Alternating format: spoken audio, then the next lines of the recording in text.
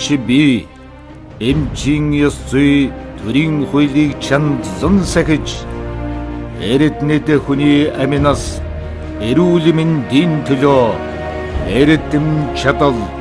энэрх сэтгэлэн харамгүй зориулхан тангаргалый